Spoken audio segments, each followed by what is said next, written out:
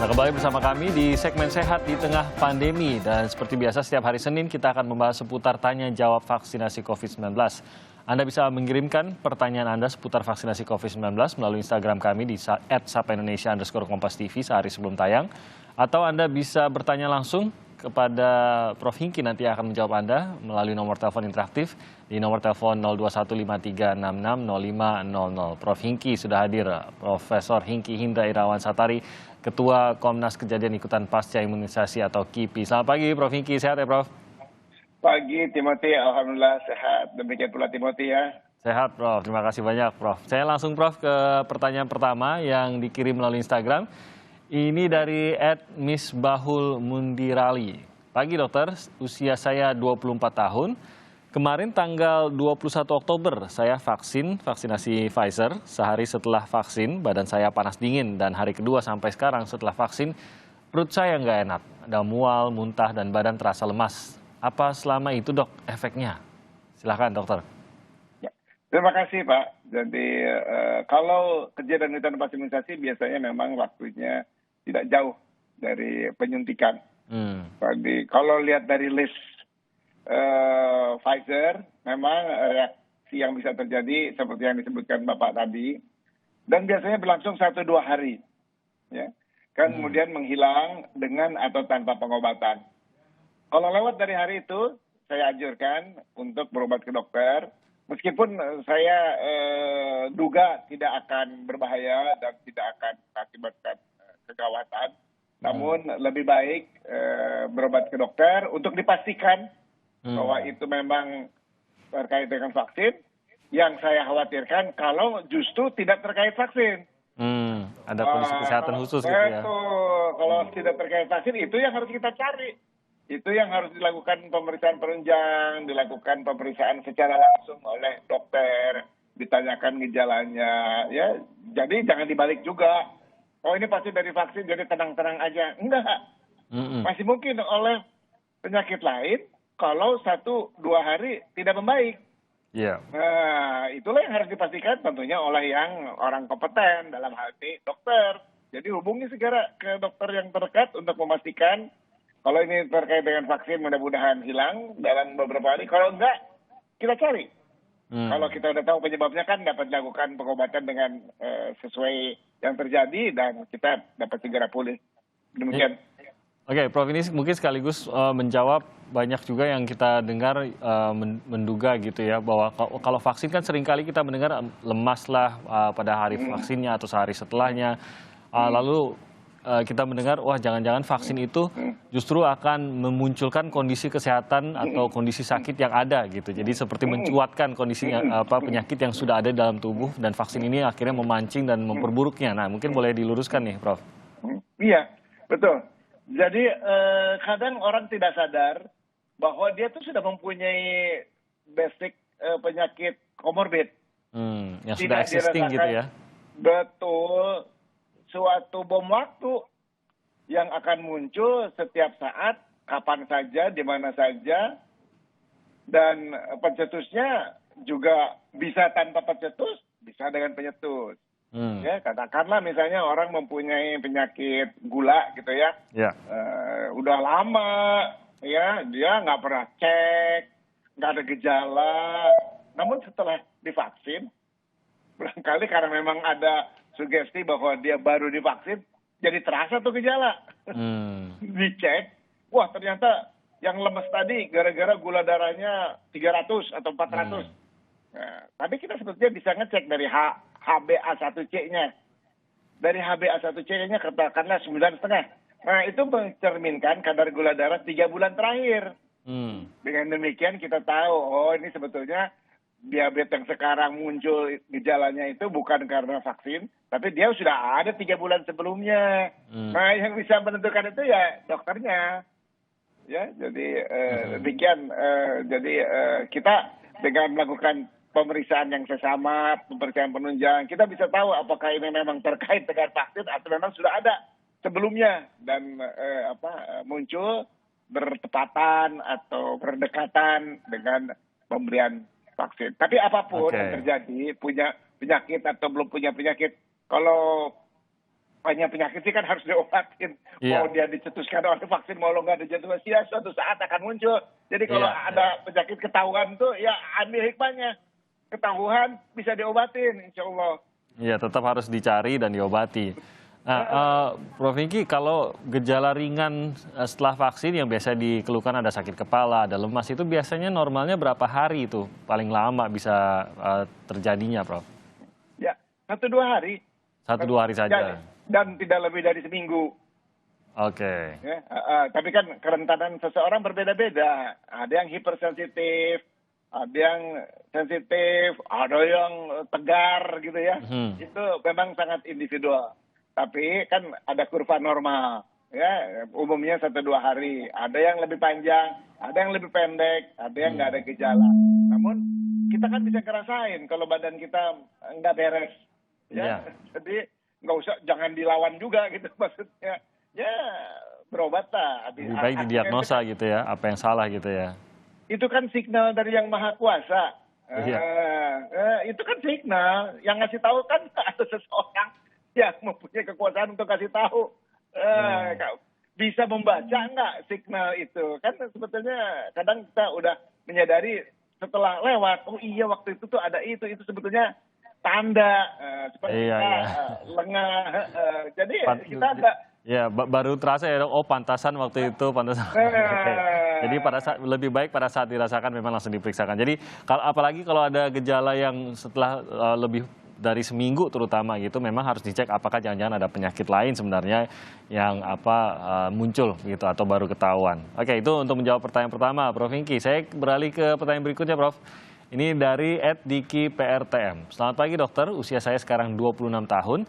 Dari kecil saya mengidap asma dok, dan saat usia 17 tahun saya pernah periksakan diri ke dokter spesialis penyakit dalam, dan katanya jenis asma saya sudah kronis. Nah, apakah saya boleh divaksin, sedangkan asma saya suka kambuh dalam keadaan tidak tentu saat terkena debu dan saat udara terlalu dingin juga saya kambuh. Dan sudah sebulan ini saya sudah 3 kali kambuh dok. Mohon penjelasannya. Silakan Prof. Terima kasih. Jadi memang yang bersangkutan itu telah mempunyai keterangan tentang kondisi. Ya, tadi kan bilang pencetusnya ini ya udara dingin, capek atau debu ya. Dan kemudian frekuensinya sekarang makin dekat. Ya. Artinya harus berobat ke dokter ya. Saya tidak menyebutkan bahwa kalau disuntik serangan asmanya bakal kambuh. Enggak ya. Saya nggak menyatakan bahwa kalau disuntik terus terjadi serangan asma. Enggak, ya. Namun, kalau melihat perjalanan penyakit asmanya, ini memerlukan pengobatan yang jangka panjang. Oke. Artinya nanti ada reliever, ya, ada pengendali, ada pengobatan. Nah, itu yang menentukan dosisnya, frekuensinya, berapa lama itu dokter. Oke. Ini nggak terkait sama vaksin. Ya, jadi dalam keadaan terkendali, ya kalau dalam sebulan 3 kali serangan asma sih, nanti kalau misalnya jadi serangan asma bukan juga asma, bukan vaksinnya yang menyebabkan serangan asma, tapi ada faktor lain. Tapi karena memang dia nggak berobat, terus divaksin, terus ada serangan asma dikaitkan dengan vaksinnya. Padahal memang perjalanan penyakitnya tadi udah disampaikan, ya kan dia hipersensitif. Dan pada usia sekarang masih belum stabil ya, belum terkendali. Artinya obatnya belum pas banget, baik dosis, lama pengobatan, interval, avoidance daripada faktor-faktor pencetus. Kan udah dikenal tuh faktor-faktor pencetus. Nah itu kan intinya kan asma itu menghindari faktor pencetus. Dia nggak datang tiba-tiba turun dari langit terus menyebabkan sesak. Enggak. Pasti ada pencetusnya. Betul, kenali pencetusnya, kendalikan, dikasih obat, terus divaksin. Ya, meskipun vaksin tidak menyebabkan serangan dan jadi berat asmanya, tapi lebih baik dua-duanya nih kita laksana. Begitu stabil, vaksin. Oke. Dua-duanya tercapai. Kalau stabil itu ada standarnya nggak sih, Prof? Bahwa ya tidak pernah kambuh dalam berapa lama gitu baru dianggap stabil gitu? Ya, itu juga individual ya. Tapi kalau 3 kali sebulan serangan kan nggak normal. Ya. Ini menunjukkan belum stabil begitu ya? Betul. Oke. Berarti masih harus ke dokter dulu untuk menstabilkan asmanya sebelum nanti akan divaksin, tapi intinya tetap boleh divaksin gitu ya Prof ya? Boleh. Oke, berarti itu untuk menjawab pertanyaan kedua tadi. Nah, kita ada pertanyaan lagi, ini dari Ria Fadrin. Pagi dokter, akhir-akhir ini setelah selesai vaksin kedua tanggal 5 Oktober, jari-jari tangan terasa sakit nyeri, kadang kram, terutama ibu jari sebelah kanan terjadi setiap bangun tidur. Apakah ini tanda-tanda sebuah penyakit dok, atau memang ini efek vaksin dok? Mohon penjelasannya. Silakan Prof. Ya, terima kasih pertanyaannya. Kalau saya perhatikan dari list yang disampaikan oleh produsen ketika mengadakan uji klinik fase 1, fase 2, fase 3, gejala yang ditimbulkan itu kelihatannya nggak ada di dalam list. Kan kami dari Komnas KIP itu menerima laporan dan mencocokkan dengan list yang ada dan waktu yang terjadi. Nah, kalau melihat itu kok sepertinya nggak ada ya, seingat saya ya. Jadi sebetulnya kan hikmah dari vaksinasi juga. Jadi itu penyakit menjadi perhatian kita dan segera kita bertanya-tanya dengan harapan ini apa begitu ya? Segera berobat ke dokter untuk diobatin, karena saya pikir itu pasti bisa diobatin kalau itu katakanlah radang sendi ya atau inflamasi pada sendi, ada obatnya.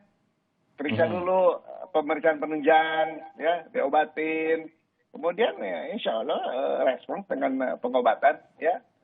Jadi kalau soal dengan vaksinasinya memang tidak terkait, tapi waktunya bersamaan atau berdekatan, ya. Jadi bukannya kita cari siapa yang menyebabkan, tapi lebih baik kita mengobati, gitu kan? Karena mencari penyebabnya itu agak sulit, tapi yang mengobati mungkin kalau diagnosisnya tegak, hasilnya akan lebih memuaskan. Oke, jadi dibandingkan dengan studi dari produsen vaksin, ini tidak termasuk gejala yang dilaporkan timbul gitu ya, sehingga harus justru ini ya, karena ini tidak termasuk, kita jadi harus bertanya lagi gitu ya Prof. Jadi ini gejala apa dan dari mana dan bagaimana mengatasinya begitu ya Prof ya, kalau memang tidak termasuk gejala yang biasa ditemui gitu. Dan itu harus ke dokter gitu, Prof, atau bagaimana mengatasinya tuh? Iya, harus segera dokter, orang dokter lah yang paling tahu ya mengenai gejala tersebut dan pemeriksaan penunjang apa yang harus dilakukan sehingga diagnosisnya tepat.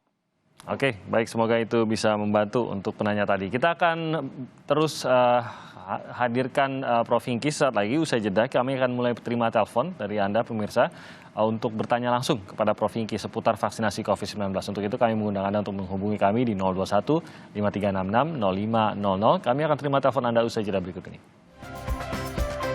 Dari bagian kedua dari Sehat di Tengah Pandemi, tempat Anda bisa bertanya seputar vaksinasi COVID-19 setiap hari Seninnya. Dan sudah ada satu penelpon yang akan bertanya, ada Bapak Wirya di Surabaya. Ya, selamat pagi Pak Wirya.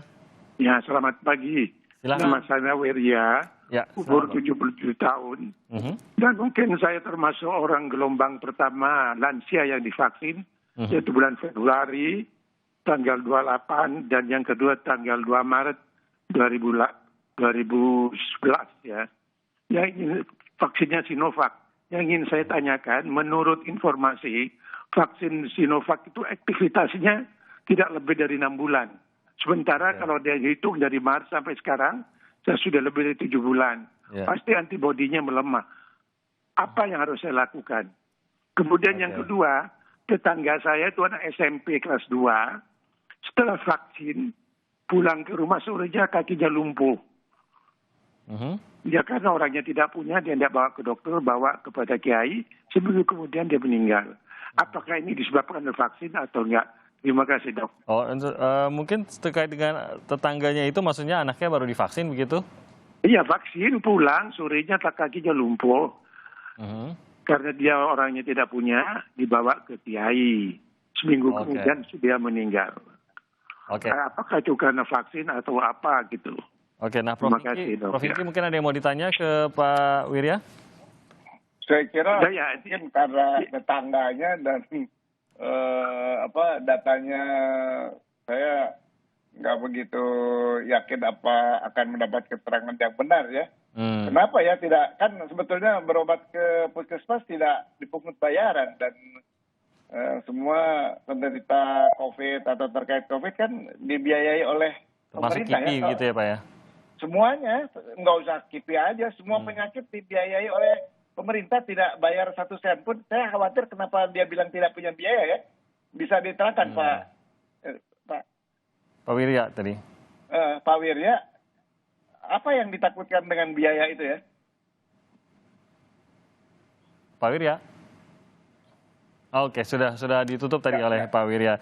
Memang keterangan terkait tetangganya ini memang tidak banyak tadi diberikan oleh Pak Wirya, tapi penanganannya memang seharusnya bisa dibawa ke puskesmas gitu ya, Prof. Hingki ya? Iya. Oke, nah mungkin menjawab pertanyaan dari Pak Wirya tadi, usia 77 tahun sudah divaksin Februari, sudah 7 bulan yang lalu, ini kekhawatirannya adalah antibodinya sudah mulai menurun, begitu. Apa yang harus dilakukan, khususnya untuk Pak Wirya yang sudah berusia lanjut? Prof. Hingki. Terima kasih Pak Wirya, saya ucapkan terima kasih atas partisipasinya dalam program imunisasi nasional untuk mengendalikan pandemi ini. Jadi betul Pak, setelah 6 bulan, dia tidak menghilang tapi menurun. Mulai 3 bulan menurun tapi tidak begitu bermakna. Nah setelah 6 bulan turun dia, tapi tidak menghilang, dia tetap ada, ya. Artinya kalau dia terpapar dia mungkin naik, tapi kalau yang pemaparnya virusnya ganas, katakanlah varian, kemudian jumlahnya banyak, katakanlah di kerumunan, dan kebetulan daya tahan tubuh kita lagi capek karena bepergian, ya. Kemudian kita tinggal di rumah yang ventilasinya buruk, sehingga matahari nggak masuk. Nah itu ya akan membahayakan dan menimbulkan risiko untuk terkena penyakit. Nah jadi bagaimana tindakannya kita selama menunggu suntikan ulangan yang tadi saya sebutkan? Karena masih ada orang yang belum divaksinasi, jadi masih ada virus yang beredar di orang lain. Hindari kita kontak dengan orang-orang tersebut. Kalau misalnya sampai kita bertemu dengan orang, upayakan kita jaga jarak 2 meter agar virus yang ditularkan ke yang bersangkutan tidak meloncat terhirup oleh kita. Kita memakai masker, dia memakai masker. Hindari kerumunan, berjemur matahari untuk meningkatkan vitamin D dan daya tahan tubuh kita. Sirkulasi yang baik, olahraga yang baik, jangan terlalu capek itu artinya ya jangan maraton gitu ya. Tapi kalau Bapak umur 77 masih jalan pagi setiap hari setengah jam, ya silakan. Kalau itu memang menimbulkan kenyamanan dan menambah percaya diri bahwa dalam keadaan sehat, silakan. Jadi tidak usah berkelebihan, namun dengan vaksinasi Bapak masih mempunyai daya lindung. Selain dari antibodi humoral juga antibodi seluler. Kemudian hindari pembawa virus. Pembawa virus itu orang yang belum divaksin. Nah, jadi kita mudah-mudahan sekeliling kita, lingkungan kita, keluarga kita sudah divaksin semua. Kita tidak sering berpergian atau hanya berpergian kalau memang memerlukan. Dan hindari ruangan tertutup sehingga udara yang ada sehat, tidak mengandung atau konsentrasinya rendah. Kemudian tidak menularkan kepada kita cukup gizi, cukup istirahat, silakan berolahraga. Ya, dengan gaya ini saya kira Bapak sampai saat ini dalam keadaan sehat karena berhasil mempertahankan gaya sehat ini. Mudah-mudahan dapat dipertahankan. Oke, jadi bukan menghilang efeknya tapi berkurang sehingga justru semakin penting menjaga protokol kesehatan dan gaya hidup yang lebih sehat begitu ya Prof ya, dan ini pun memberikan perlindungan yang besar gitu. Oke, baik, semoga ini menjawab untuk pertanyaan dari Bapak Wirya tadi. Prof Hingki, terima kasih banyak sudah menjawab pertanyaan-pertanyaan seputar vaksinasi COVID-19 di Sapa Indonesia Pagi. Kita jumpa lagi mungkin minggu depan, semoga kita bisa berjumpa lagi dan menjawab lebih banyak pertanyaan dari masyarakat terkait vaksinasi. Sehat terus Prof Hingki. Sama-sama, terima kasih. Baik, terima kasih sekali lagi Profesor Hinda Irawan Satari atau Prof Hingki tadi sudah menjawab pertanyaan Anda. Besok kita hadir lagi di Sapa Indonesia Pagi, Sehat di Tengah Pandemi, yang akan menghadirkan dokter spesialis penyakit dalam. Jadi kirimkan pertanyaan Anda mulai dari hari ini di @sapaindonesia_.